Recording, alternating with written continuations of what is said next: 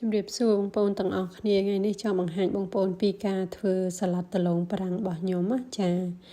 ហើយនេះគឺជាដំឡូងបារាំងរបស់ខ្ញុំបងប្អូន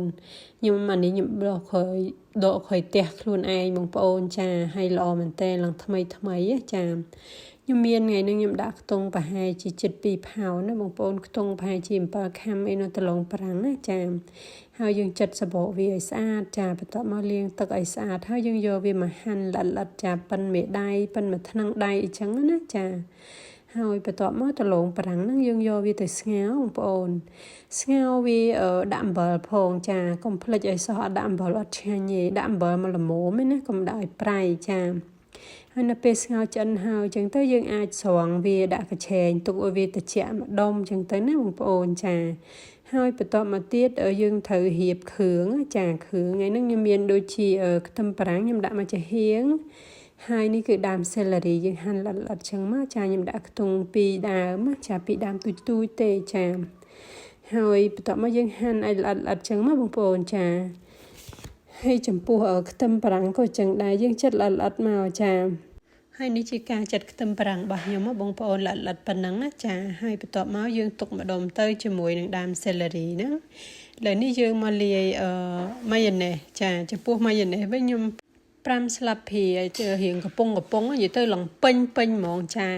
ដោយសារខ្ញុំធ្វើសម្រាប់នេះចាប់ទុកសម្រាប់ធ្វើជាពេលព្រឹកខ្លះចាហើយបន្ទាប់ពីម៉ាយ៉ូណេសហើយយើងអាចដាក់ mustard បងប្អូន mustard ហ្នឹងខ្ញុំដាក់ខ្ទង់ប្រហែលជា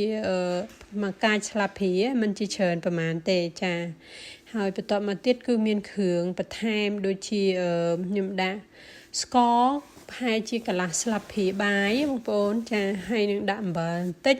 ម្រេចបន្តិចដែរចានិយាយទៅខ្ញុំដាក់មួយចិបទេហើយនឹងម្សៅខ្ទឹមសបងប្អូនចាបន្ទាប់មកខ្ញុំដាក់ទឹកខ្មេះវិញដាក់ខ្ទង់ប្រហែលជា1ស្លាបព្រាបាយបងប្អូនចាប៉ុណ្្នឹងឯងហើយយើងវាយ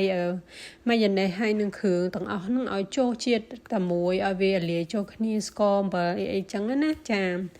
ហើយបន្ទាប់ពីចូលជាតិជាលបាយតែមួយហើយបន្ទាប់មកយើងអាចដាក់ថែមនេះហ៎បងប្អូនដើមខ្ទឹមសនេះអូញៀនចាអូញៀនហើយនឹងសេឡារីហ្នឹងចាហើយយើងលាយចូលគ្នាមកចាតែប៉ុណ្្នឹងឯងហើយខ្ញុំដួសទុកខ្លះខ្ញុំមិនដាក់ទាំងអស់ទេទាំងម៉ាយ៉ូណេសទាំងអស់ហ្នឹងណាចាហើយបន្ទាប់មកទៀតទៅយើងអាចដាក់លាយដំឡូងបារាំងដែលយើងបានស្ងោរបងប្អូនចាយើងស្ងោរហើយយើងទុកឲ្យត្រជាក់ទៅ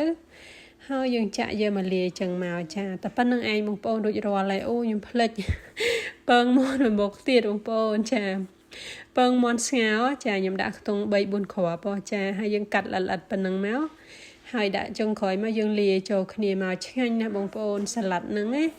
យើងអាចញ៉ាំជាមួយដូចជាឆ្អឹងជំនីជ្រូក barbecue ទៅហើយឬក៏ញ៉ាំជាមួយ steak ក៏ឆ្ងាញ់ដែរបងប្អូនគឺត្រូវគ្នាខ្លាំងមែនតែនចាហើយថ្ងៃនេះដែរខ្ញុំញ៉ាំជាមួយឆ្អឹងជំនីជ្រូក barbecue បងប្អូនមាន garlic bread អីចឹងអូយថាឆ្ងាញ់មែនតែនចាហើយអរគុណបងប្អូនចាថ្ងៃនេះមានតែប៉ុណ្្នឹងទេមកចែករំលែកចាជម្រាបលា